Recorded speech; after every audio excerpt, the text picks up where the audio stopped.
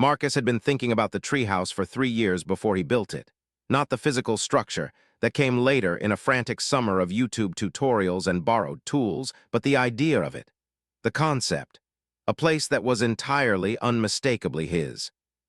His parents' marriage had started cracking when he was 9. By 11, the cracks had become chasms. His father spent most nights at his apartment downtown. His mother spent most nights either crying in the kitchen or smiling too brightly in front of company, a performance that fooled no one. Marcus lived in the spaces between their silences, occupying the house but never quite inhabiting it. He ate breakfast alone. He did his homework alone. He existed in a state of careful smallness, trying not to take up too much space, as if his presence might cause further collapse. The treehouse changed that. Not the emotional rubble, nothing could really fix that, but his relationship to it. In the summer after his 6th grade year ended, Marcus convinced his mother to drive him to the hardware store 3 times in 1 week. She barely asked what he was building. She seemed relieved that he had something to do, somewhere to be. The oak tree at the back corner of their yard was perfect. Old but strong, with branches that split at exactly the right angles, like the tree had been waiting its entire life for this purpose. Marcus started with the platform, 2x10s bolted directly into the trunk, a feat that took him 6 full days of measuring, remeasuring, and checking YouTube videos on his phone, so many times the screen cracked from anxiety sweat. Once the platform was secure, everything else flowed like muscle memory he'd never actually had. The walls went up in panels. He framed a roof, slanted so rain would run off, not pool. He salvaged a rope ladder from a garage sale down the street. He painted the interior walls a deep blue-gray that reminded him of twilight, that moment when the world transforms but hasn't yet become something frightening. The summer was hot, his hands developed calluses, his shoulders burned. But for the first time in years, Marcus felt like he was building something rather than managing collapse. By August, the treehouse was complete, real, undeniable. His mother stood beneath it one Saturday morning, shading her eyes against the sun, and actually smiled, not the performance smile, but something genuine that reached her eyes. "You did this yourself?" she asked. "Yeah," Marcus said. He was standing on the platform, looking down at her from his kingdom. "It's mine." "It's beautiful," she said. Then, "Don't show your father yet. Let's keep it our secret for a little while." Marcus wasn't sure why she wanted secrecy, but he agreed. The treehouse became even more sacred because of the withholding, because it was something his mother and he shared that existed outside the wreckage of his parents' marriage. That secret lasted 2 months. Then in early October, his father came to pick him up for the weekend, saw the structure from the driveway, and his expression shifted in that familiar way, from neutral to displeased to something masking disappointment. "When did you build that?" he asked. "Summer," Marcus said. "You could have hurt yourself. Does your mother know you were up there doing construction?" "She helped," Marcus lied, because he could feel the blame forming, the way his father's mind was already framing it as irresponsibility, poor supervision. Yet another item on the list of things his mother did wrong. The treehouse might have remained a point of quiet conflict between his parents. Another issue to be weaponized in late-night arguments he could hear through the walls, if the Hendersons hadn't moved in next door. It happened on a Saturday in late October. A moving truck backed into the driveway of the house that had been empty for 6 months, and Marcus watched from his bedroom window as people began hauling boxes, furniture, the entire apparatus of a new life. A woman emerged from a silver SUV, blonde, tall, wearing sunglasses despite the clouds, and immediately began directing the movers with the brisk efficiency of someone used to being obeyed. "That's Karen Henderson," his mother said, appearing suddenly in the doorway. Marcus had learned to recognize when his mother was in gossip mode. She had this particular energy, half excitement and half dread. "From the tennis club, her husband's a surgeon, she's—" "A lot." "A lot how?" Marcus asked. "Loud, very concerned with how things look, very concerned with what everyone else is doing, frankly." His mother paused. "I heard they're getting divorced too. He's keeping his place downtown and she's moving back to the neighborhood." Marcus filed this information away with the abstract knowledge that other families were also breaking. It didn't seem entirely relevant to him. He returned his attention to the moving truck. Karen Henderson's family became visible over the next few weeks. She had 3 children. Emma, who was 14 and seemed to exist in a state of perpetual phone-based communication. Tyler, who was 12 like Marcus and had the lean, confident frame of someone who played competitive sports.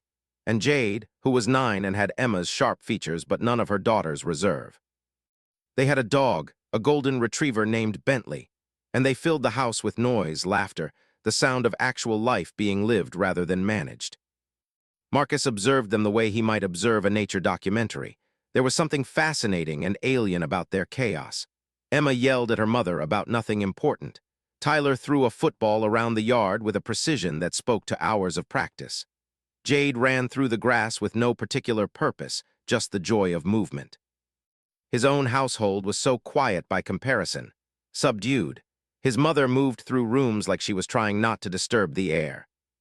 The first time Tyler Henderson climbed the rope ladder to his treehouse, Marcus almost stopped him.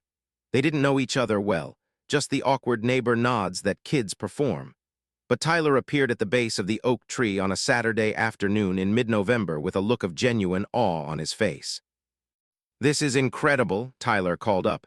"Did you build this?" Something in Marcus's chest loosened. Someone was looking at his work with real appreciation, not suspicion or dismissal. "Yeah," Marcus called back, "you can come up." Tyler scrambled up the rope ladder with the confidence of someone who'd never encountered a physical challenge he couldn't overcome. He moved through the treehouse the way a person moves through a space they immediately understand, trailing his fingers along the walls, testing the structural integrity of the roof with gentle pushes of his hands. "The paint job is sick," Tyler said. "That blue-gray, how did you even know to do that? Most people would do like bright colors or something." "It's supposed to feel like twilight," Marcus found himself explaining. "That in-between time." "Dude, yeah, I know exactly what you mean." Tyler sat down on the floor. Marcus had covered it with old carpet and leaned back against the wall. "My parents are getting divorced too, you know. My mom acts like it's fine, like she's got everything under control, but then she, cries in the car sometimes, when she thinks I'm asleep." Marcus didn't know how to respond to this vulnerability, so he sat down too, maintaining a careful distance. "My parents have been fighting for a while." "This place is cool," Tyler said. "It's like your own world, right, where the normal rules don't apply." That was exactly it. Marcus felt seen in a way he rarely did. Tyler started coming over more frequently. He never asked permission, just appeared on Saturday afternoons, climbing the rope ladder with his increasing familiarity. They didn't talk about much. They discussed school, sports, video games, the particular form of hell that was middle school cafeteria politics. But there was something restorative about his presence, about the way he simply existed in the space without needing it to be anything other than what it was. Then Emma found the place. It happened in early December during the first real cold snap of the season. Marcus was alone in the treehouse. He almost always was when he heard voices below. High-pitched, female, Emma's voice and Jade's voice, along with at least one other girl he didn't recognize. "Look at this," Jade was pointing up at the structure. "It's like a real house." "It's Tyler's friends," Emma said dismissively. "The kid from down the street, Marcus something." "Can we go up?" This from the unfamiliar girl. "It's not our property," Emma said, but there was no conviction in it. Marcus could have called down, told them to go. Instead, he sat perfectly still, listening. "Come on, Emma," Jade whined. "Just for a second, I want to see what it looks like inside." There was a pause. Marcus imagined Emma calculating, weighing her sense of propriety against whatever impulse moved her. Property lines were interesting things. They were drawn so clearly on maps, so clearly in law, but in practice they were permeable, constantly being tested and negotiated. "Fine," Emma said, "but just for a minute and don't touch anything." The rope ladder shifted as they climbed. Emma emerged first, careful and deliberate, followed by Jade and then a thin girl with red hair that Marcus didn't recognize. Emma's eyes found him immediately, and there was a flash of something, surprise followed by something else. Something that looked like assessment. "Oh," Emma said, "you're here." "This is my treehouse," Marcus said. He hadn't meant it to sound possessive, but it did. "I know," Emma said. She was looking around the space with obvious interest. "Tyler's told us about it. He said you built it yourself." "Yeah." "It's impressive," Emma said, and she sounded genuine. "The structural engineering is actually pretty solid. What's the load-bearing capacity?" Marcus blinked. It was not the response he'd expected from a 14-year-old girl. I'm not sure. I used 2x10s for the platform and bolted them into the trunk so it should handle at least. I don't know 5 people easily. Can we test that? Jade asked. Right now. Emma was already sitting down on the carpet. Yeah, let's see what he can really hold. They stayed for an hour. It wasn't invasive, not exactly. Emma asked questions about the construction, showed genuine curiosity about the engineering involved. Jade and the red-haired girl, whose name was Madison, and who went to their school, played with the few items Marcus had stored up there. A battery-powered lantern, a small Bluetooth speaker, a stack of old comics. When they finally climbed back down, Emma looked back up at him with a strange expression. Thanks for letting us see it, she said. It's really cool. After they left, Marcus felt something he couldn't quite name. Violation wasn't quite right. Neither was violation. It was something more like his space had been examined, assessed, and found to be worth something to someone else. That valuation bothered him more than he expected. Tyler showed up the next day. Emma said the treehouse is awesome. Can I bring more people over sometime? Like who? Marcus asked carefully. Just people from school, nothing crazy. Like maybe Jade and her friends, maybe Madison, just like a chill spot to hang out. Marcus thought about Emma's assessment, about the way she'd looked at his walls, his carpet, the careful arrangement of his private world. He thought about the fact that Tyler's presence had felt natural, earned through multiple visits, while Emma's had felt like an intrusion that hadn't quite been asked for. I don't know, Marcus said. It's kind of small. Yeah, but it's still cool. Everyone thinks you're actually really cool for building it. You should let people come over. The thing about being 12 and socially invisible is that the possibility of being cool, actually cool in the eyes of your peers, can override almost any other consideration. It's a drug they don't tell you about in school health class. Marcus thought about 7th grade, about the way he existed in the margins, noticed by no one, claimed by no group. He thought about Emma's respect, however conditional it had seemed. Okay, he heard himself say. Maybe, but we have to be careful. The rope ladder is kind of fragile. Over the next month, the treehouse transformed. Not physically, the structure remained the same, but in terms of ownership and access. It became the place to be on weekend afternoons. Kids would arrive in small groups, climbing the rope ladder with varying degrees of confidence. Emma brought her friends, who brought their phones and their music and their gossip about people Marcus didn't know. Tyler brought Tyler, his teammate from competitive soccer. Jade brought Madison and sometimes other girls from her grade. The treehouse, which had been so carefully and privately built, became a commons. Marcus should have been happy about this.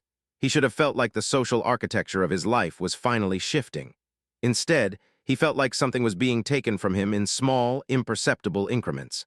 The walls were still blue-gray, but they felt less like twilight and more like the color of something fading. By early December, his mother asked why he wasn't ever in his room anymore. "You're always up in that treehouse," she said, not accusingly, just observing. "There are people there," Marcus said. "Is that good?" He didn't answer because he didn't know. It was good in the sense that he was no longer invisible. Emma had even called him creative in front of Madison, which had sent a small charge through his nervous system. But it was also confusing, because the treehouse had stopped feeling like the place where he was safe, and had become, instead, a place where he had to manage other people's needs and desires. Then came the day in mid-December, when KARENS Henderson appeared at the fence line between their properties. Marcus was coming down from the treehouse. It was a Saturday afternoon, and there were 4 other kids up there. When he noticed her standing by the property marker, hands on her hips, looking up at the structure with an expression he couldn't quite read. "Hello, Marcus," she called out. He hadn't talked to her before.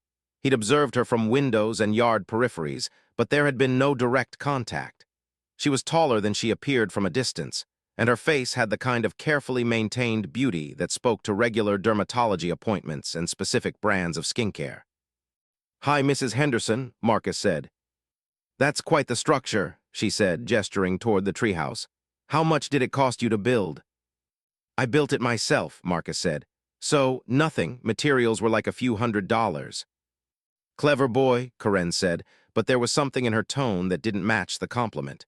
"Is the oak tree entirely on your property?" Marcus looked at the tree. He'd never really thought about whether it crossed the property line. "I think so," he said. "Interesting," KARENS said. "I'm having a surveyor come out next week. I'm thinking about putting in a pool, and I want to make sure I know exactly what I'm working with property-wise. You know how these old properties can be. Sometimes the boundaries aren't where people think they are. She smiled at him, not warmly, but like she was in on a joke he hadn't understood yet. Then she turned and walked back toward her house, leaving Marcus standing by the rope ladder with a feeling like the ground had shifted beneath his feet. That night he couldn't sleep. He kept thinking about the surveyor, about the idea that the oak tree might not entirely be his. He'd always assumed it was. The tree was on his side of the fence, wasn't it? He climbed out of bed and looked out his window, trying to trace the property line in the darkness. But the darkness was total, and he couldn't see anything clearly. The surveyor came on the following Tuesday after school. Marcus watched from the window as the man placed stakes in the ground and ran string lines between them, checking measurements on a device Marcus didn't recognize. It took 3 hours. When he was done, he handed Karen Henderson a printout, and Marcus saw her smile, that same smile she'd given him, the one with the joke hidden inside it. He didn't find out what the surveyor had discovered until that Thursday, when Emma knocked on his front door. His mother answered, "Oh, hello, Emma. Is Marcus expecting you?" "Not exactly," Emma said. She looked uncomfortable in a way that seemed unlike her. "Is he home?" They went up to his room, where Emma closed the door and sat on his bed without being invited. She had her phone out. "My mom's going to talk to your parents," she said, "about the property line." "What about the property line?" Marcus asked, although he already knew. He could feel it coming. "The surveyor found that the oak tree is on both properties. Like the trunk is like a foot or two inside our yard, which means like, technically, we have rights to part of it." "But I built the treehouse," Marcus said. "I know," Emma said, and she did look genuinely sorry. "But like my mom is saying that since we have property rights to part of the tree, we have rights to part of the structure, or something." Honestly, she was talking really fast and using a lot of legal terms. But I think she's going to try to, negotiate with your parents about shared access. "Shared access," Marcus repeated flatly. "Or like she might try to buy out your part? I don't know. She's been in a weird mood ever since the surveyor came." Emma paused. "She says it's valuable real estate or something. She wants to maximize the value of the property for when she sells the house after the divorce is finalized." Marcus sat down next to Emma. He felt like the world was performing its final collapse, and he was just watching it happen. "So she's going to take my treehouse." "Not take," Emma said quickly, "but share it, or negotiate terms of sharing. I don't know, Marcus. My mom is kind of intense about property stuff. She's obsessed with knowing exactly what belongs to her and making sure she gets every penny of value from it." That night, Marcus's parents had a conversation in the kitchen that he could hear from his bedroom. His mother was angry in a way he'd never heard before. Not the sad anger of the slowly collapsing marriage, but actual fury, sharp and focused. "She's trying to steal my son's treehouse," his mother said. "It's a fucking treehouse, Janet. It's not worth fighting over." "It's the principle of the thing, Richard. That woman is trying to encroach on our property and profit from something our son built with his own hands. And you want to just let her." "What do you want me to do? Fight her in court over a treehouse? Do you understand how that would look?" "I understand that you're not willing to fight for anything anymore, except your little apartment downtown." The conversation deteriorated from there, following the familiar path of their arguments. Accusation, counter-accusation, the dredging up of old wounds, the careful and precise targeting of each other's vulnerabilities. Marcus lay in bed and thought about the oak tree. He thought about how he'd chosen it so carefully, how he'd measured the branches and tested the trunk before he'd ever bolted anything. He'd been so sure it was his. He'd been so sure about a lot of things. By Friday morning, a letter had arrived, a certified letter from a lawyer addressed to both his parents. Marcus watched his mother read it from the kitchen table, her face going through a series of expressions. Confusion, disbelief, then a kind of cold anger he'd never seen before. "She's claiming joint ownership of the structure," his mother said. "She's saying that because part of the tree is on her property, and the treehouse is partially supported by that section of the tree, we need to either sell her our share of the treehouse or negotiate a co-ownership arrangement." "That's insane," his father said, but he looked worried. "It's also probably not legally sound," his mother continued, reading further. "But it doesn't matter because we don't have money to fight this in court. We don't have money for anything anymore." She looked at Marcus, and he saw the weight of their financial reality settle on her face in real time. "I'm sorry," she said. That was the moment when Marcus understood that he was going to lose the treehouse. Not immediately, maybe lawyers and property disputes took time, but inevitably.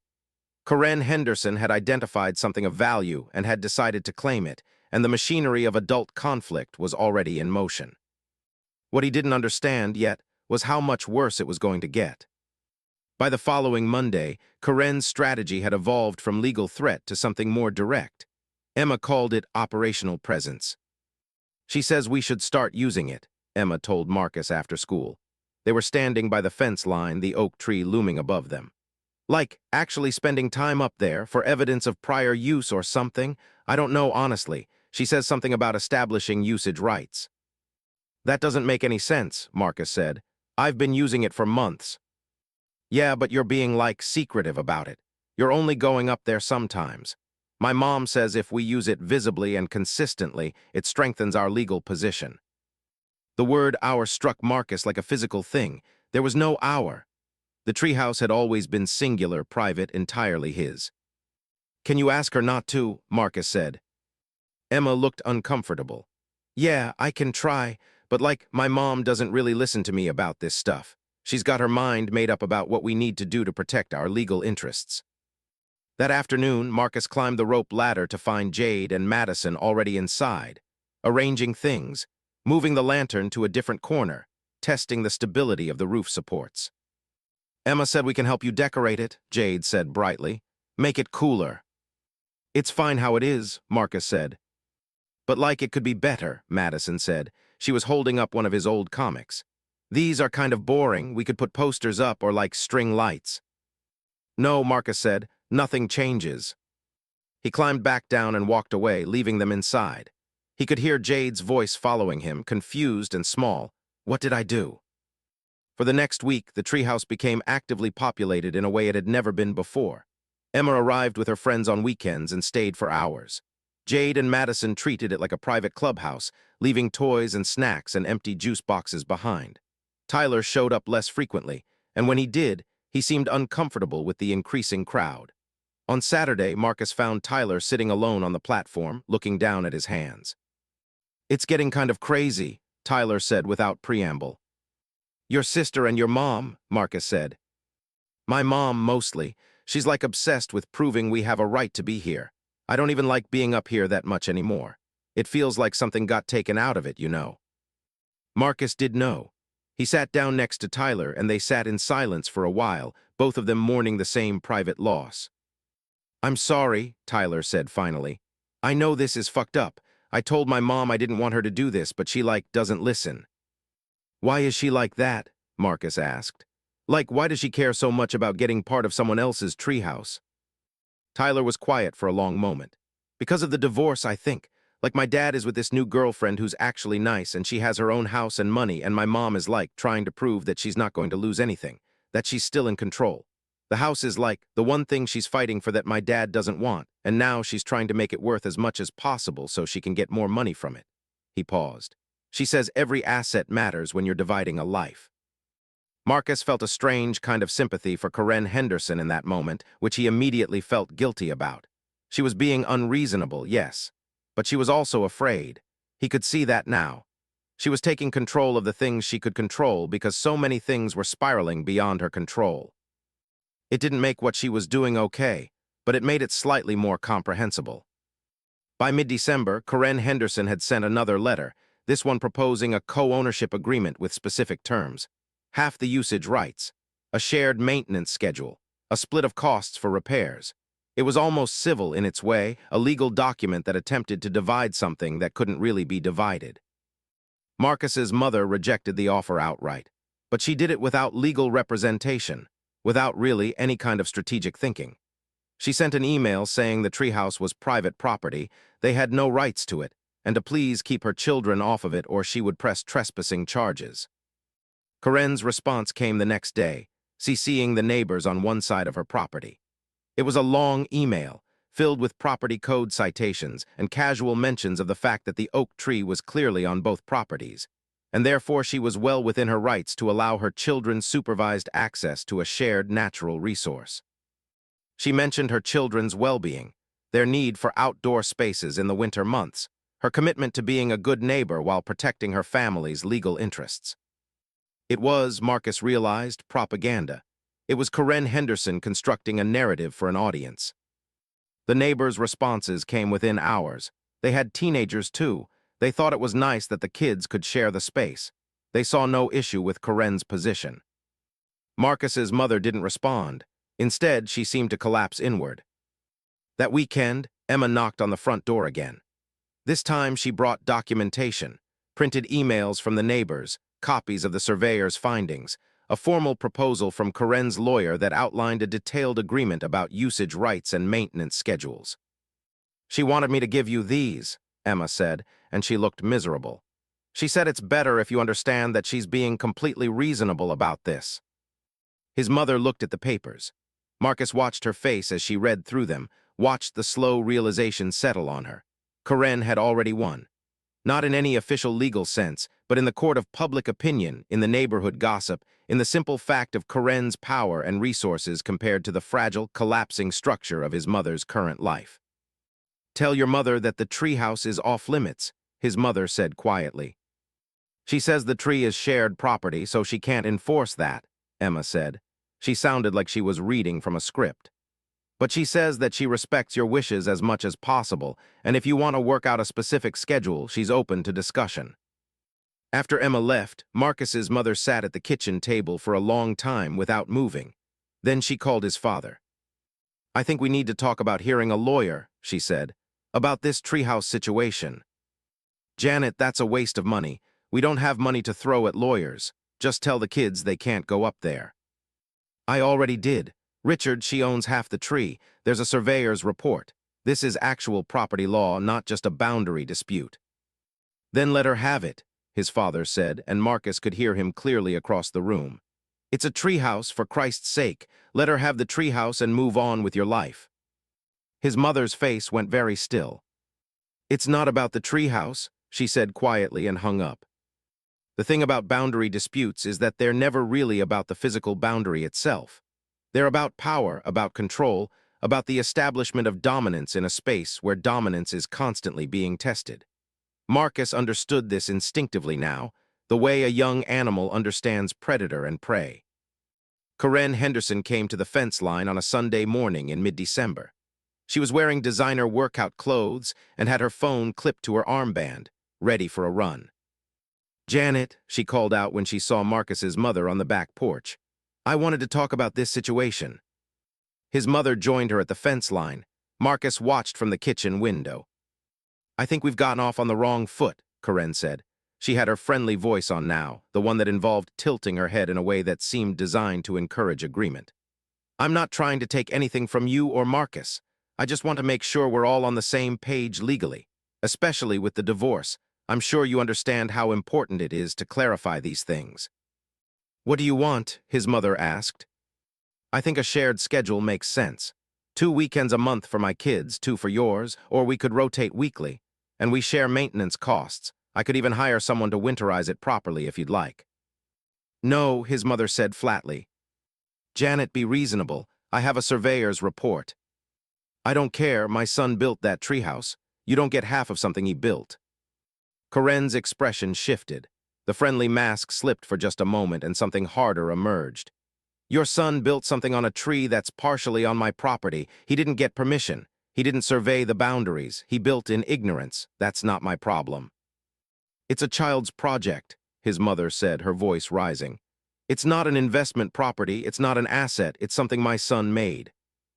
"And I'm not asking for ownership of his effort," Karen said, and now her voice had taken on the smooth quality of a lawyer making an argument. "I'm asking for shared access to a structure that is partially affixed to my property. That's not unreasonable." "It is unreasonable. You're being vindictive because of your divorce, and you're taking it out on a 12-year-old child." Karen's jaw tightened. "Don't tell me about my divorce, Janet. I don't tell you how to manage yours." "Because you're too busy managing mine," his mother said. "You're too busy trying to take what's mine. Well, this treehouse is not yours, and if you or your children set foot on it again, I will file a trespassing complaint. Karen looked at her for a long moment. Then she smiled, that same smile with the joke hidden in it. You can try, she said, but my lawyer doesn't think that will hold up legally, and either way it will be really sad for everyone involved. I'm sure you don't want to be the person who prevented your neighbor's children from using a public tree. The key word was public. She was reframing the oak tree as public space, and therefore the structure built on it as having public rights attached. It was a shift in language, and it was devastatingly effective. His mother stood there, staring at Karen, and Marcus could see the moment when she realized that Karen was right. Legally, Karen probably had a case. Morally, Karen was clearly being unreasonable. But moral and legal operated in different dimensions, and Karen had figured out how to weaponize the gap between them. Stay away from my son's treehouse, his mother said, but her voice had lost its fury. It was just tired now, defeated. Karen smiled. I will do my best to keep my children from trespassing on your property, but they're children, Janet. Children test boundaries, it's what they do. That afternoon, Tyler called. He wanted to come over, but not to the treehouse. He came to Marcus's room instead, and they played video games in near silence, the sound of explosions and gunfire filling the space between them like they were both afraid that real conversation would somehow make things worse. By Christmas, a kind of stalemate had developed. Karen's lawyer had sent a follow-up letter indicating that Karen was willing to pursue this through litigation if necessary, and that they had a strong case. Marcus's mother did not hire a lawyer. Instead, she seemed to accept the situation with the kind of exhaustion that comes from fighting too many battles simultaneously. The treehouse remained technically off-limits to Emma and Jade, but they violated that boundary constantly. They would climb the rope ladder when Marcus's mother wasn't watching. They would spend hours inside, reorganizing things, leaving their mark on the space. Sometimes when Marcus climbed up, he would find evidence of them. A scrunchie left behind, a cup with melted chocolate, a friendship bracelet hung on one of the support beams. He would remove these things carefully, trying to restore the treehouse to its original state, but the restoration felt futile. The space had been contaminated by others' presence. It would never be entirely his again. One afternoon in early January, after his father had failed to pick him up for a weekend visit, he was with his girlfriend, his mother said without elaboration. Marcus found a note tucked into the doorway of the treehouse. It was in Emma's handwriting, and it said, I'm sorry about all of this. I know my mom is being shitty. I just wanted you to know that I think what she's doing is wrong, even if it's probably legal. Also, I think the treehouse is really cool, and you're actually really cool for building it. I wish this whole thing wasn't happening. Emma. Marcus read the note 3 times. There was genuine sympathy in it, he thought. But there was also something else, a kind of acknowledgement that Emma herself was complicit in the taking, even if she hadn't chosen it. She and her mother were separate people, but they were also a unit, and units had power over individuals. He kept the note, but he didn't respond to it. By mid-January, his parents had begun the actual mechanics of their divorce. This meant lawyers, mediation, the slow and expensive division of their life together. In the background of all of this, the treehouse situation had almost become a non-issue, a small battle in a much larger war. His mother stopped trying to enforce the boundary. Emma and Jade used it regularly. Tyler stopped coming entirely. Marcus continued to climb up there, but he came at off hours now, early morning or late evening, when no one else would be around. He would sit in the space and remember what it had felt like when he'd first built it, when it had been a frontier, a territory entirely his own. He could almost access that feeling, but not quite. The walls still held his blue-gray paint, but they belonged to the broader landscape now, visible from the Henderson house, claimed and claimed again.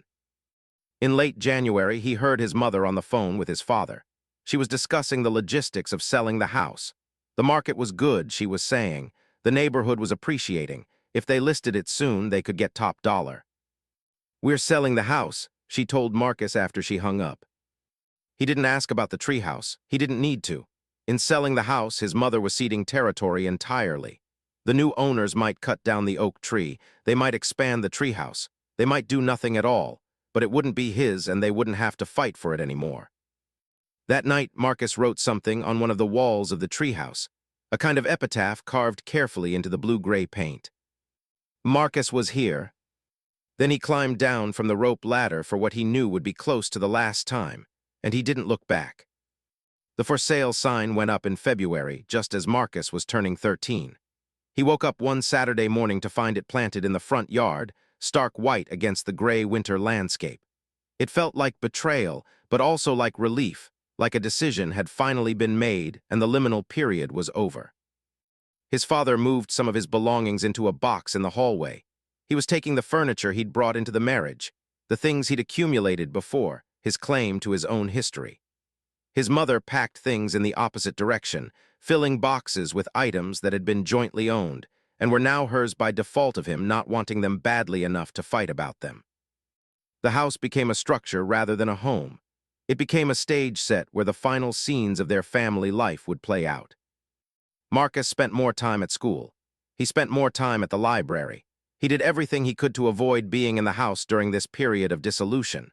And when he couldn't avoid it, he would climb the rope ladder to the treehouse, but those visits became increasingly strange. Sometimes he would find evidence that Emma had been up there. A scrap of paper with doodles, a hairbrush, once a bikini top she must have left behind in summer, and that Marcus carefully climbed down and threw away without ever mentioning. It was Tyler who first suggested the solution. He showed up one afternoon in March, unexpected and slightly frantic. "My mom said something about buying the house," he said without preamble. "What?" Marcus said. "She said like she's trying to work out the finances so she can buy your house, when your parents sell it. She says the property value is going up, and she wants to buy it and like, subdivide it or something." Marcus felt something collapse inside him. Of course. Of course, KARENS Henderson had identified an opportunity and was moving toward it like a predator identifying wounded prey. "Can she do that?" he asked. "I think so, like if your parents will sell it to her. Which, no offense, but my mom can probably afford to pay more than anyone else, so they probably will." That night, Marcus told his mother what Tyler had said. She went very still. "She's buying our house?" she asked quietly.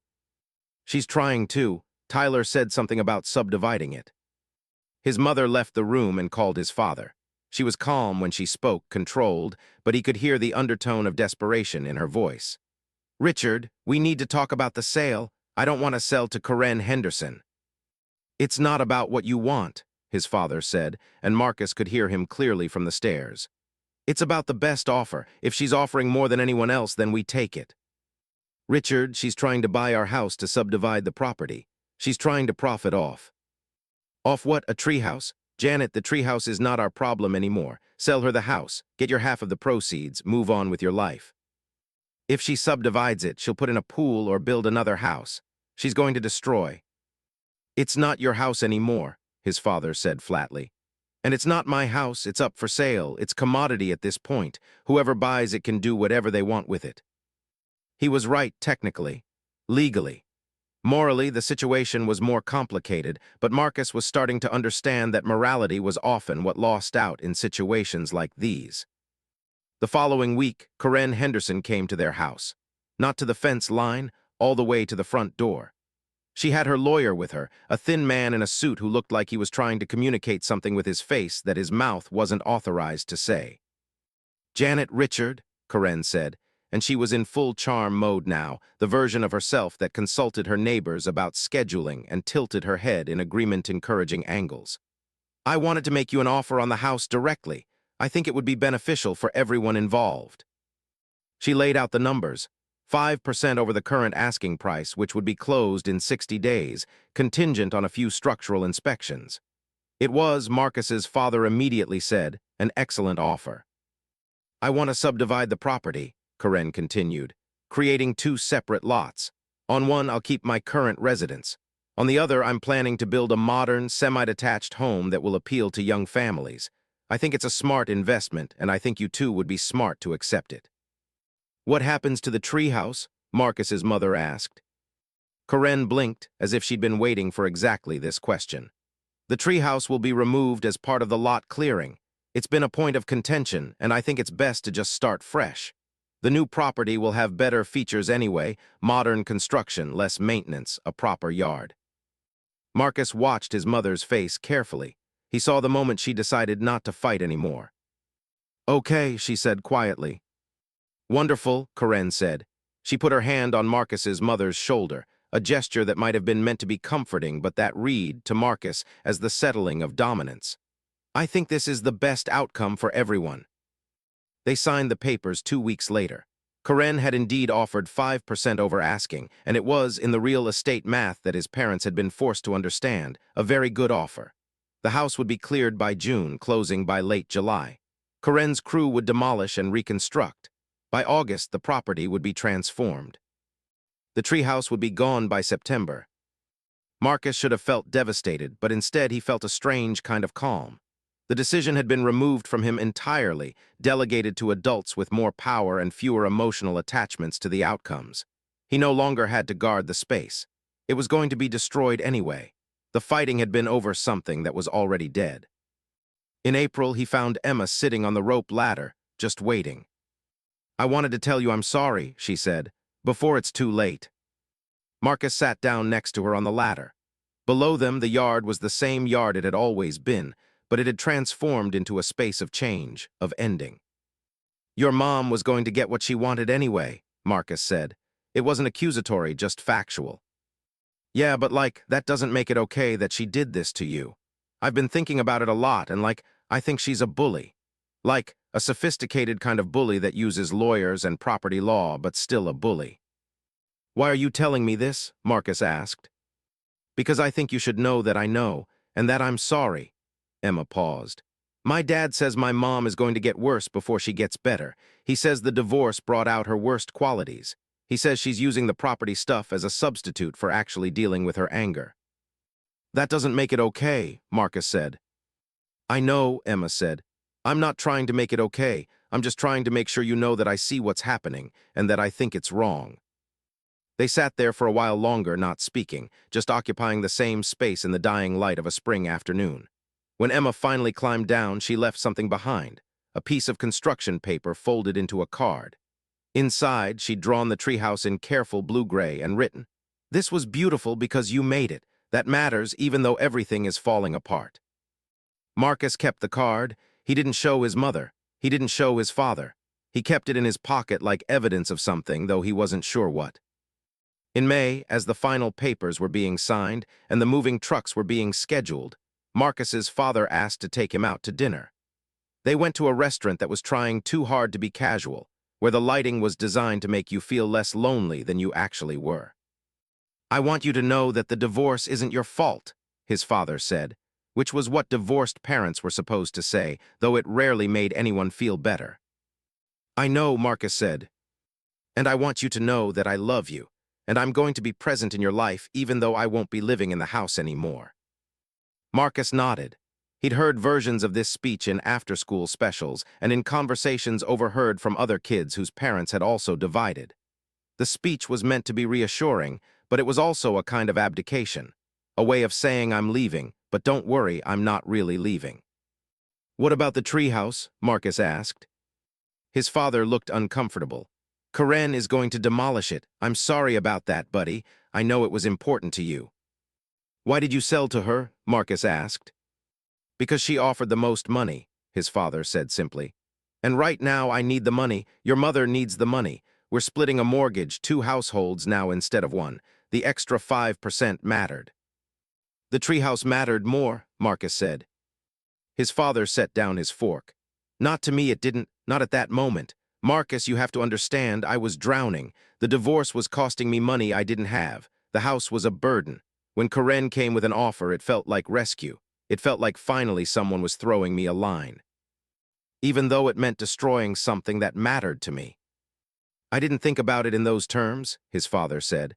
"I thought about it in terms of my own immediate problems, which is probably not fair to you, but it's honest. I was selfish. I needed the money, and Karen's offer solved that problem." This was the most honest conversation Marcus had had with his father in years. It was also the most depressing, because it meant that his father wasn't going to apologize with any real conviction. He was acknowledging the harm, but he was also centering his own need above it.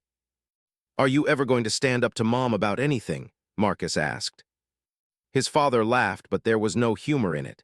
"She left me, Marcus. I don't get to stand up to her about anything. I'm in no position to make demands." They finished dinner mostly in silence.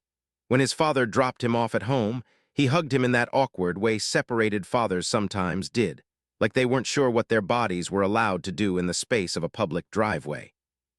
June came with the first real heat of summer. Marcus's mother had found a new apartment in a different neighborhood, smaller, cheaper, a place she could afford on the income she'd get from her half of the house sale minus the money she owed the lawyers.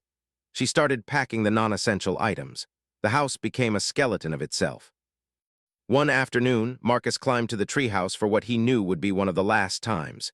He found Karen Henderson inside, standing on the platform with a contractor, discussing the removal timeline. She looked uncomfortable seeing him. "Oh, Marcus," she said. She was wearing her friendly voice, but it sounded particularly hollow now. "I wanted to talk to you about the treehouse before it comes down." "Okay," Marcus said. "I want you to know that I didn't want to do this," Karen said. "But the property assessment determined that it would be more valuable to subdivide and redevelop than to leave it as is. I'm sure you understand that I have to make decisions based on financial reality." "I understand," Marcus said. He was learning very quickly that understanding didn't require agreement. "But I wanted to offer to preserve something," Karen continued. She pulled out her phone and showed him a picture. It was a rendering of the new property layout, 2 lots, 2 houses, everything carefully measured and parceled. In one corner of the rendering, there was a small structure that looked vaguely like his treehouse. "I'm going to have a deck built on the second property, small like a treehouse style, as a way of honoring what you created here. I wanted to ask if you wanted to help design it." As like a collaborative project. Marcus looked at the rendering. The deck looked nothing like his treehouse. It was clean and modern and soulless, a facsimile created by someone who understood the concept of treehouses without understanding what they actually were. "No," Marcus said. "I understand," Karen said, and she sounded like she meant it. "I'm sorry that it didn't work out differently." "You're not sorry," Marcus said. "You got what you wanted. You owned half my treehouse until you convinced my parents to sell you the whole thing, and now you're going to destroy it and build something else. You don't get to be sorry about that." Karen's face hardened. The friendly mask slipped, and underneath was the same calculation he'd seen before. "You're right," she said. "I'm not sorry. I'm sorry you're upset, but I'm not sorry about making the decisions I made.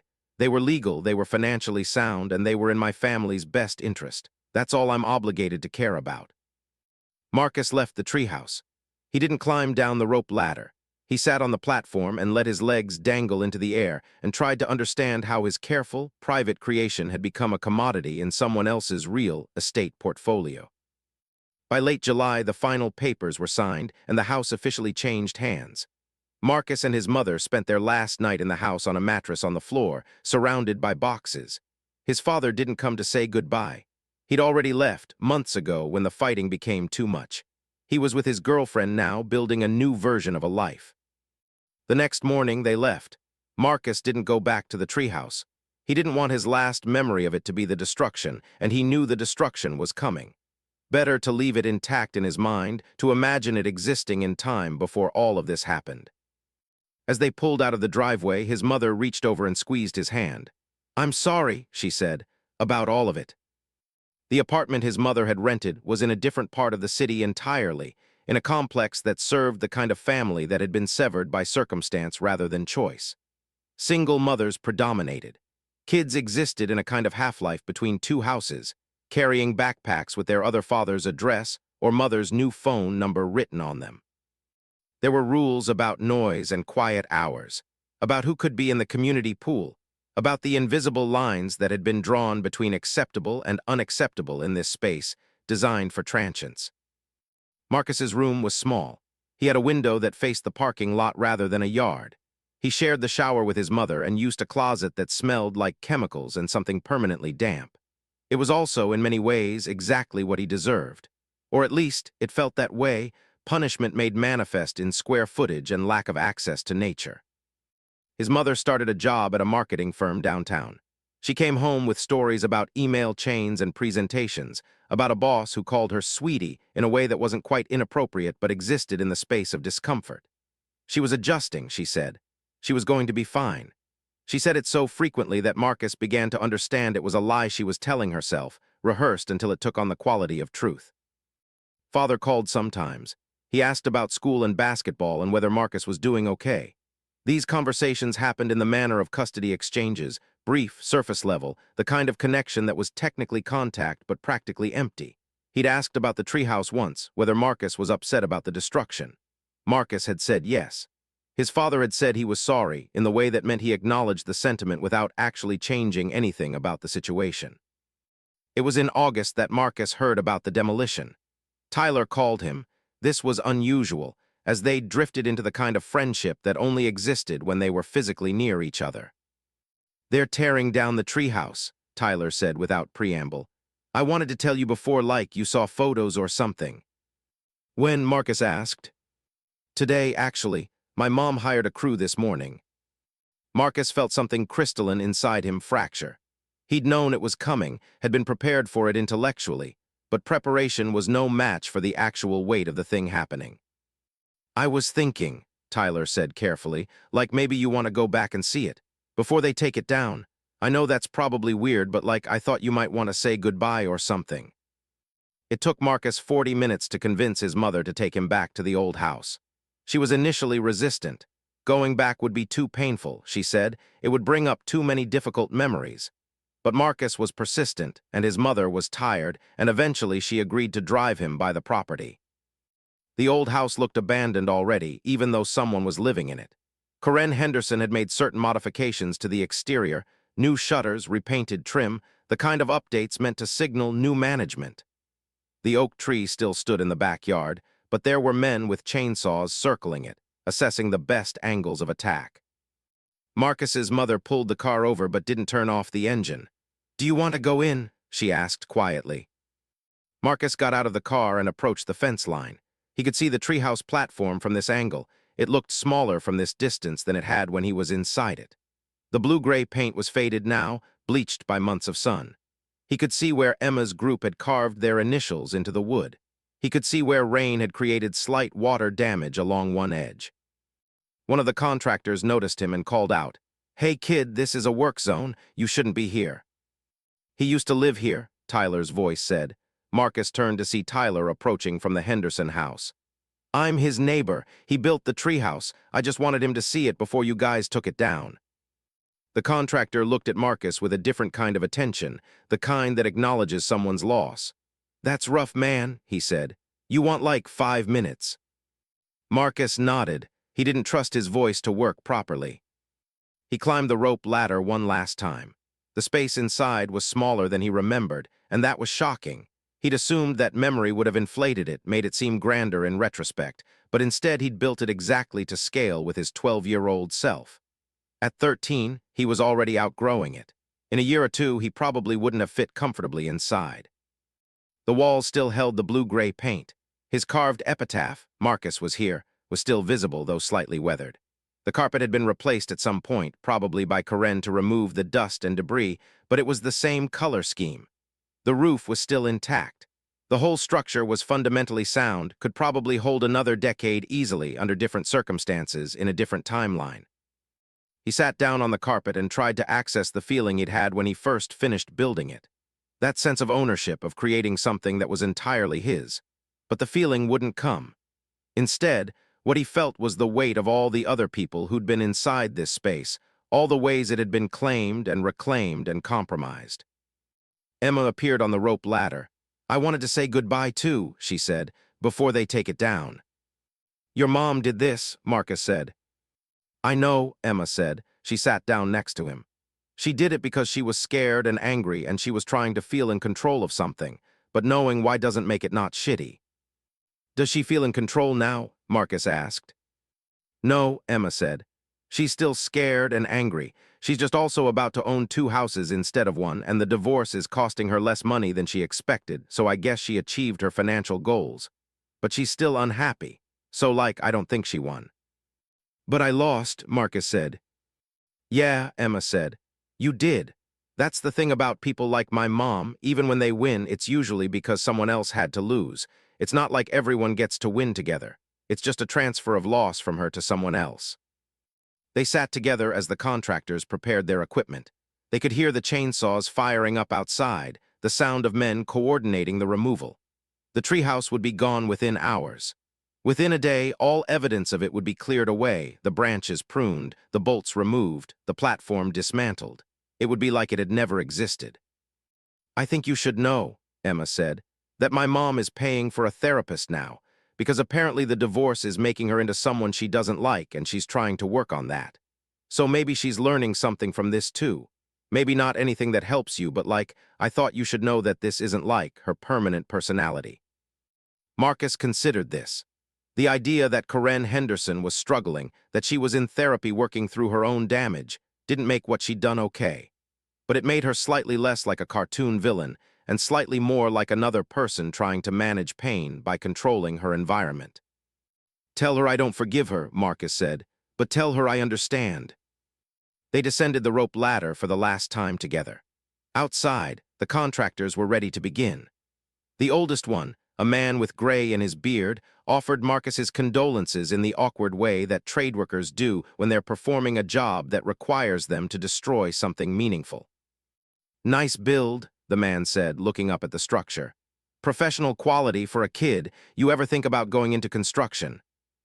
"Maybe," Marcus said, though he knew he wouldn't. The treehouse had been a singular project, a response to a singular need. He couldn't imagine building anything else that would matter the same way. The first chainsaw bite into the oak tree was audible from the street. Marcus and Tyler and his mother stood at the fence line and watched as the contractor systematically removed the branches that weren't essential to supporting the treehouse. Once those were gone, the platform was exposed, vulnerable, temporary, clearly dependent on structural support that was about to be removed. It took 3 hours for them to dismantle it completely. They worked methodically, carefully. They weren't trying to destroy anything unnecessarily, just remove the structure from the tree. The wood was salvaged into a pile on the driveway. The bolts were extracted and set aside. The rope ladder was cut down and coiled. By sunset, the oak tree stood alone again, smaller and lopsided now, missing the framework that had given it temporary purpose. The space where the treehouse had been was obvious. There were marks on the bark where the bolts had been, a kind of scar tissue that would remain forever. Marcus's mother drove him back to the apartment. They didn't talk about what they'd just witnessed. There was no language for it that didn't sound either pretentious or reductive. It was just a loss, one of many in a year of losses, and it would have to be absorbed into the greater machinery of their survival. That night, Marcus dreamed about the treehouse. In the dream, it was still standing, but it was vastly larger, not a child's creation, but an actual house, with rooms and windows and a door. He was walking through it looking for something he couldn't identify, moving through spaces that kept expanding. And then the structure began to collapse, slowly at first, then faster, the walls folding inward like it was being consumed by something. He woke up with his school started in the fall with all the usual ritual and hierarchy reorganization that 7th grade demanded. Marcus's new school was bigger than his previous one, and that was a relief. Invisibility was easier to achieve in a larger ecosystem. He adopted the posture of someone who was temporarily occupying space while waiting to transfer to somewhere more meaningful. He joined clubs that met after school so he wouldn't have to go home. He volunteered to stay late to help teachers clean up after activities. His father noticed something was wrong when Marcus didn't want to come stay with him on his scheduled weekend. "Is everything okay?" his father asked over the phone. "You've missed the last 3 weekends." "I'm busy," Marcus said, which was technically true and also entirely false. "Busy how? You're 13. You shouldn't be this busy." "I have projects for school." His father accepted this, or at least he didn't push back. He was with his girlfriend regularly now. Her name was Stephanie, and she was nice in the way that people are nice when they're trying to integrate themselves into complicated family dynamics. Marcus didn't want to meet her. He didn't want to see his father building a new version of a life that didn't include his mother. It felt like betrayal, even though he understood intellectually that his father had every right to move on. His mother had also started dadding. She'd mentioned it casually one evening. A man from work, nothing serious, they were just getting coffee. Marcus had felt something that might have been betrayal then too, though he recognized it was more complicated. They were both allowed to move on. They were both entitled to build new structures after the old ones collapsed. And yet the fact of it felt like another kind of loss, another piece of the original configuration being permanently altered. In October, Marcus received an unexpected email from Emma. She'd found his email address through her brother and wanted to stay in touch. She was at a different high school now, a private school paid for by her father as a way of securing her affection in the ongoing custody negotiation. She was taking creative writing and architecture classes. She was, she said, thinking about studying structural engineering in college. "I want to build things that matter," she wrote.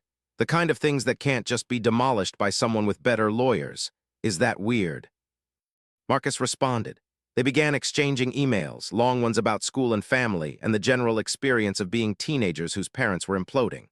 Emma told him about her therapy. Her mother had also insisted Emma go to process the divorce trauma. Marcus told her about his new school and about how he was considering quitting basketball because he kept thinking about leaving the gym, getting into his mother's car, and having nowhere he particularly wanted to be.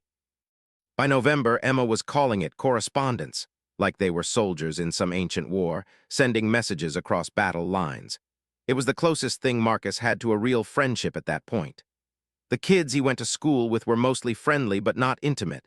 They occupied the same space and nodded at each other in hallways, but there was no real connection. It was Emma who first told him that her mother was regretting the house purchase. "Turns out that subdividing the property is way more complicated and expensive than she thought," Emma wrote. "She had to hire architects and contractors, and the whole process is taking forever and costing a ton of money. The second house isn't going to be ready until, next summer at the earliest. And the whole time, she's still paying the mortgage on our original house. So basically, she's now paying 2 mortgages for one divided property, which is, financially brutal. She's been kind of furious about it. She keeps saying she's lost money on the deal, that she made a bad investment, that everyone who told her she was smart for buying the property was wrong. My dad is actually happy about this because it means she's going to get less money from the divorce settlement than she expected. I'm not happy or sad about it. I just think it's funny that she was so determined to take something from you, and it ended up costing her way more than she planned." This information should have made Marcus feel better, but it mostly just made him feel tired. KARENS' financial problems weren't his concern. The fact that she'd made a bad investment didn't restore his treehouse. It didn't give him back the space that mattered. But Emma seemed to think it was significant, that karma was operating in some cosmic way, that the universe was keeping score. By Christmas, Marcus and his mother had developed a kind of rhythm. They were friendly to each other in the way that separated single parents and their children sometimes are, not quite like friends, but not quite like a traditional parent-child dynamic either. They were allies in the project of managing life after the marriage collapsed. They cooked dinner together on weekends. They watched shows together. They maintained the fiction that they were doing fine. His father spent Christmas with Stephanie and her family. He called to wish Marcus a Merry Christmas and asked if he wanted to do a make-up Christmas dinner in January. Marcus said maybe, which his father seemed to understand meant no, but accepted as diplomatic refusal. On January 2nd, Marcus got an unexpected visitor. Tyler showed up at his apartment, which required finding the address and convincing his mother to give it to him, and then physically showing up, which was a lot of effort for someone who'd been slowly separated from Marcus's life by circumstance. "I wanted you to know," Tyler said, "that my mom finished the second house, literally just finished it. The construction crew left 2 days ago." "Okay," Marcus said, not sure why this mattered. "So the thing is," Tyler continued, "she's not happy with it. She hired fancy architects and everything, and the house ended up being really modern and sterile looking, and she got really mad about it, and she's been telling everyone that the project was a disaster. Which is kind of hilarious because she was so aggressive about taking your treehouse to make room for this house, and now she doesn't even like it." "Does she want to sell it?" Marcus asked. "She might, I don't know. But the thing I really came to tell you is that she's miserable. Genuinely miserable. She's still in therapy, and apparently her therapist is telling her that she needs to examine why she was so driven to accumulate things, and my mom is having a whole crisis about it." Marcus tried to feel satisfied by this information and couldn't quite manage it. "I'm glad she's unhappy," he said, which was honest. "But it doesn't change anything for me." "I know," Tyler said, "but I thought you should know that, winning doesn't actually feel like winning for her. She got what she thought she wanted, and it didn't make her happy. That has to count for something." After Tyler left, Marcus sat in his small room in his small apartment and thought about all the ways that adults manage to win battles while losing wars. Karen had taken his treehouse, had forced its destruction, had acquired property that she was now regretting. She had proved her point about property ownership and legal boundaries, and who had power and who didn't, and she was miserable. His mother had lost the house, had lost her marriage, had lost the life she'd been building for over a decade. And she was also miserable, but in a different way. Not because she'd overextended herself on a bad investment, but because everything she'd built had collapsed. Marcus had lost the thing that mattered most to him. And yes, he was also miserable, but he was young enough that misery felt like something that could be survived, something that he was still in the process of surviving. By the time Marcus turned 14, he had developed certain skills at managing loss. He understood how to exist in spaces that weren't designed for him to be comfortable. He understood how to move through a world that was constantly negotiating ownership and claiming territory and establishing boundaries that were simultaneously sacred and permeable. He'd also started building again. It started small. He asked his mother if he could construct shelves in his room, and she agreed, mostly relieved that he was doing something other than sitting silently and staring at nothing. He ordered supplies online, used YouTube to learn joints he hadn't known how to make before. He built the shelves with more sophistication than he'd brought to the treehouse, planning for load-bearing capacity and longevity rather than just immediate functionality. His mother watched him work one weekend and started crying. "I'm sorry," she said when Marcus asked what was wrong. "I'm sorry that I couldn't protect that from you. I'm sorry that I didn't have the resources or the power to keep you from losing something that mattered." "It wasn't your fault," Marcus said, which was still true, though he understood it more completely now. None of it was anyone's fault individually. It was the cumulative effect of circumstance, of economics, of the machinery of divorce that separated people's lives into discrete and competing interests. "I'm going to do better," his mother said. "I don't know how yet, but I'm going to figure out how to build a life where we're not constantly under threat from someone else's financial ambition." By spring, his mother had started looking at purchasing a small house, nothing fancy, something in a neighborhood that was marginally less expensive, something that she could own outright, or mostly outright, without a second mortgage. The idea of stability, of ownership again, seemed to be helping her. She was sleeping better. She was making plans that extended beyond the next few months. Marcus accompanied her on viewings. They looked at properties with potential, at spaces that could be transformed. One house had a large backyard with an enormous oak tree, not as old as the one that had held his treehouse, but sturdy and established and waiting. His mother looked at him and smiled. "If you wanted to," she said carefully, "we could build another one." Marcus thought about this. He thought about whether he wanted to recreate what had been lost, whether a new treehouse would be healing or just a reminder of the trauma of loss. He thought about whether building something again meant he'd healed enough, or whether it meant he was just replicating the same pattern that had ended in destruction. "Not here," he said finally. "Not yet, but maybe. Maybe I could build something else, something different." They didn't end up buying that house. His mother kept searching, and Marcus kept accompanying her, looking at properties with the eye of someone who was learning to see potential in spaces. And in that process, something shifted. He started to understand that loss wasn't permanent, that you could lose something and survive it, and that surviving it changed you in ways that weren't entirely negative. He was 16 when Emma told him that her mother had stopped therapy. She'd fired her therapist after being told that KARENS' drive to accumulate wealth was a symptom of deeper anxiety about self-worth, not the fundamental truth of who KAREN was. KAREN had decided she didn't want to examine that anymore, decided that the therapist was not the right fit, decided to look for someone who would validate her worldview rather than challenge it. "She hasn't changed," Emma wrote, "but I think she's tried, and like trying and failing is still like an attempt, right?" Marcus was starting to understand the difference between justice and karmic satisfaction, between vindication and healing. KAREN's failure to change, her continued financial struggles with the second house, her divorce still limping along 3 years after the initial separation. None of that actually fixed anything. It didn't restore his treehouse. It didn't give him back the summer he spent building something private and meaningful. But it did mean that KAREN hadn't won in the way she'd wanted to win. She'd accumulated property, yes, but not peace. She'd expanded her holdings, but not her happiness.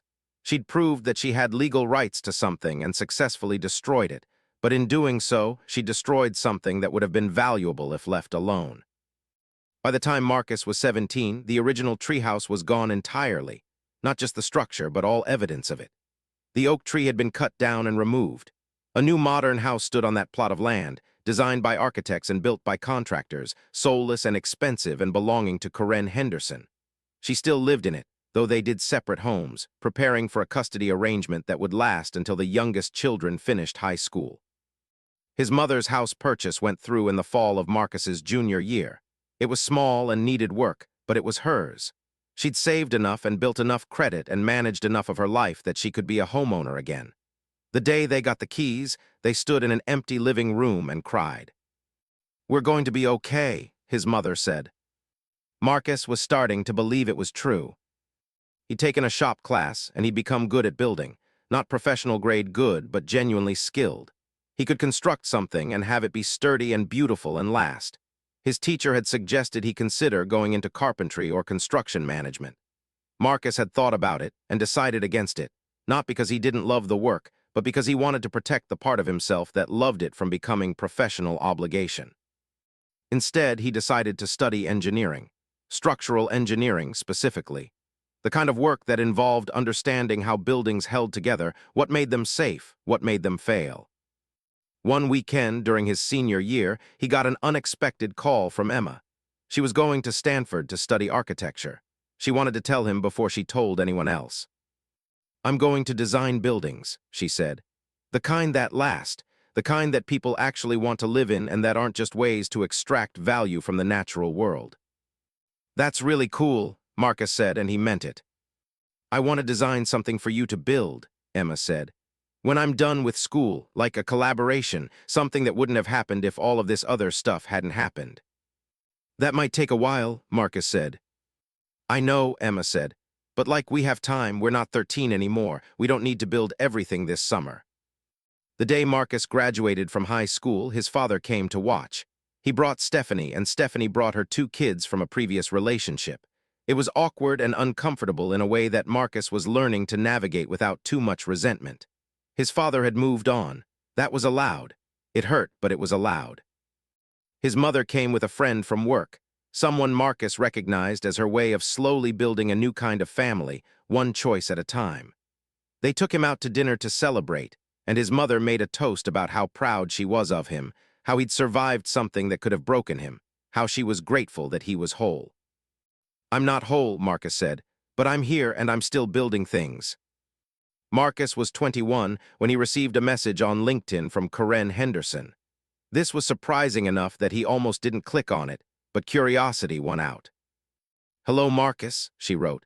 "I don't know if you remember me or if you want to respond to this, but I've been thinking about what I did regarding your treehouse, and I wanted to reach out. Emma is in touch with your mother, and through that connection I discovered that you've been accepted into a prestigious engineering program. I'm proud of you, even though I have no right to be. I wanted to apologize for what I put you through. I was struggling with my own life, and I hurt you in the process of trying to control my circumstances. That was wrong. I can't undo it, but I wanted to tell you that I know it was wrong. Best of luck with your studies." Marcus stared at the message for a long time before responding. He considered ignoring it, considered responding with anger, considered listing out the specific ways her actions had harmed him. Instead, he wrote, "Thank you for the message. I appreciate you taking the time to think about what happened. I don't forgive what you did, but I acknowledge that you're trying to do better. That has to count for something. I hope you find peace." He didn't expect a response, and he didn't get one. But her apology, such as it was, seemed to close something that had been left open. The summer after his first year of college, Marcus worked for a construction company. He wasn't building anything revolutionary. Mostly he was on crew for residential renovation, learning the trade from the ground up. But it was satisfying work. He understood the physics of what he was doing. He understood why walls were placed where they were placed, why supports went where they went, why some structures lasted and others failed. One evening, his supervisor mentioned that there was a commercial project coming up, a mixed-use development that included retail and residential space. They'd need structural engineers for the planning phase, and the company was looking for someone with construction experience to work alongside the official engineers. "You interested?" his supervisor asked. Marcus said yes. The project was beautiful, a careful integration of old and new, preserving a historic structure while adding modern elements. The structural engineers were brilliant, and working with them was like getting an education in real time. By the end of the summer, Marcus had been offered a position as a junior structural analyst for the company. It was part-time, which meant he could continue school, but it was a path into the professional world. He called his mother to tell her. She cried. Happy tears, she said, though Marcus understood they were complicated tears, sadness and loss mixed in with the pride and hope. Your father would be proud, she said, which struck Marcus as generous given everything. I'm not doing this for him, Marcus said. I know, his mother said. I know you're doing this because this is who you've become, and that person was made partly from loss, but also partly from everything good we managed to preserve despite the loss. That fall, Emma came home for fall break. She and Marcus met for coffee, and she showed him her architecture portfolio, designs for sustainable housing, for mixed-use developments, for structures that integrated community and ecology rather than exploiting both for profit. This one, she said, pointing to a sketch, is for you. It was a concept for a contemporary treehouse, not a children's fantasy structure, but a real habitable space. An observation deck, Emma called it, integrated into the canopy of an old oak tree. Climate-controlled, architecturally sophisticated, designed to last decades while doing minimal damage to the tree itself. I don't have a tree to build this on, Marcus said. Not yet, Emma said, but you will, and when you do, we're going to build it together. They sat in the coffee shop for hours, talking about future projects, about the intersection of building and meaning, about how to create structures that mattered. And as the afternoon light changed, Marcus realized something. The treehouse that had been destroyed wasn't what he'd been mourning, not really. What he'd been mourning was the idea that he could create something permanent, that his effort and care could result in something that would last. Emma's design, the real one, the professional one, the one that incorporated everything they'd both learned from loss and recovery, it represented a different kind of creation. One that was collaborative rather than solitary. One that was designed to last. One that was created with the knowledge that it might be destroyed, but with the commitment to build it in such a way that destruction would require actual effort, actual intention, rather than mere legal maneuvering. When I have a house, Marcus said, with a property with an old oak tree, when I have all of that, I want you to design something, not to replace what was lost, but as something new. I know, Emma said, that's what I've been designing for all this time. And in that moment, Marcus understood that reconstruction wasn't about returning to what had been before. It was about taking the fragments of what had been destroyed and building something stronger, something more intentional, something that would last not because it was hidden or protected, but because it was built correctly, designed with precision, created with the understanding that anything of value had to be made resilient enough to survive attempt at its destruction. The treehouse was gone. It would never come back. But what was being built from that loss, understanding about property and power and the mechanics of ownership, skills in building, a friendship that had emerged from shared trauma, a professional path that involved creating structures that lasted, all of that was real and worth the cost of the original grief. Marcus finished his coffee and walked out into the autumn afternoon, already imagining the tree house that he would someday build. Not as a retreat from the world, but as a sophisticated integration into it. Not as an act of solitary creation, but as a collaboration. Not as something to be defended against Karen Hendersons of the world, but as something designed from the ground up to withstand them. That was the real reconstruction. That was the real victory, and it took not the destruction but the surviving of it to understand what it meant.